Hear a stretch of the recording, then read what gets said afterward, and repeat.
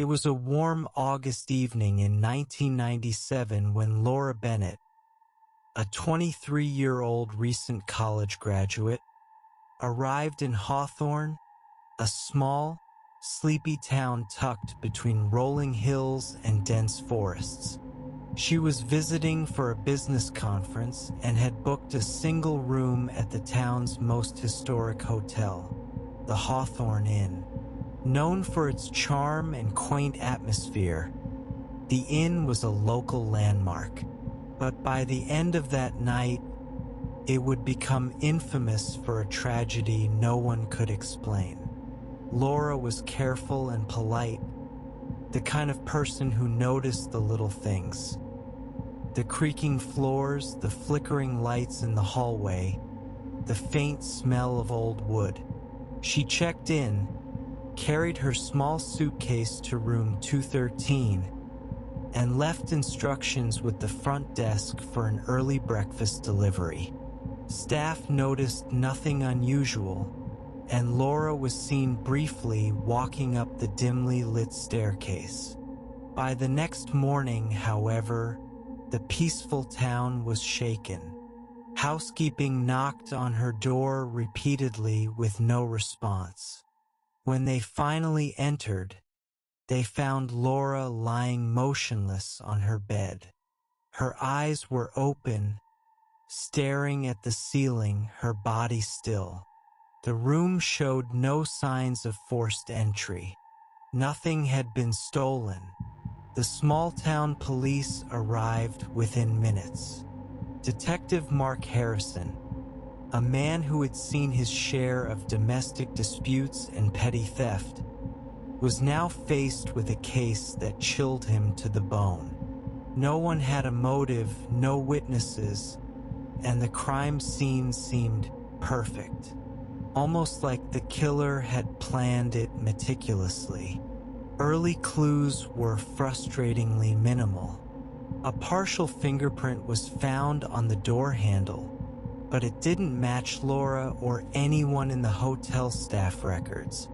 Security footage captured a shadowy figure moving along the hallway outside room 213 at 2:47 a.m., but the camera angle was poor, and no identifying details could be made out.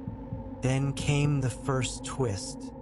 A week before her trip, Laura had received a mysterious letter at her apartment. It was unsigned, but the message was clear. Some secrets are better left alone. No one knew what it referred to. Friends claimed she never mentioned any personal enemies, and her work colleagues described her as diligent, polite, and unassuming. As Detective Harrison dug deeper, he learned the hotel had a dark history. 15 years earlier, another young woman had been found dead in the same building, though that case was never solved. Could there be a connection? Was it coincidence? Or was the hotel hiding secrets? The investigation was filled with dead ends.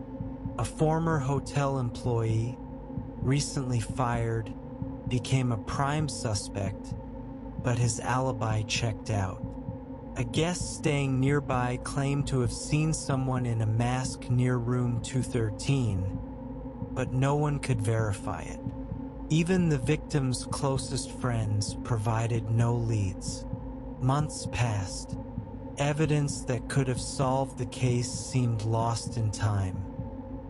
Photographs from the security cameras, forensic reports, and certain hotel logs mysteriously went missing. The town grew tense. Locals whispered about the inn, some refusing to stay there. Murmurs about a cursed room spread through Hawthorne. Detective Harrison revisited the evidence multiple times over the years. He considered motives ranging from robbery, revenge, and random violence. Yet every theory crumbled under scrutiny. Laura's parents were devastated. They had lost their only child under circumstances that no one could explain. Every holiday, anniversary, and birthday reminded them of a life cut short. The small town, once quiet and idyllic, now carried a shadow over its streets, and room 213 remained a constant reminder of a crime that refused to be solved. The most haunting aspect of the case was its lack of closure. No arrests, no confessions, no answers. It was as if Laura's story had been swallowed by the walls of the Hawthorne Inn itself. Decades later, the case remains unsolved. The Hawthorne Inn has changed ownership multiple times, but room 213 is rarely booked, often avoided by guests. Amateur investigators and true crime enthusiasts online continue to pore over old evidence, hypothesize suspects, and speculate about motives. The shadow of that August night in 1997 lingers over Hawthorne, a chilling reminder that some crimes leave questions that may never be answered. Some say the truth is still there, hidden in old hotel logs, security tapes, or in someone's memory. Some say Laura's spirit lingers in the hallways, waiting for justice that may never come. But one thing is certain. Room 213 will forever carry the mark of a mystery that shocked a small town and refuses to fade into the past.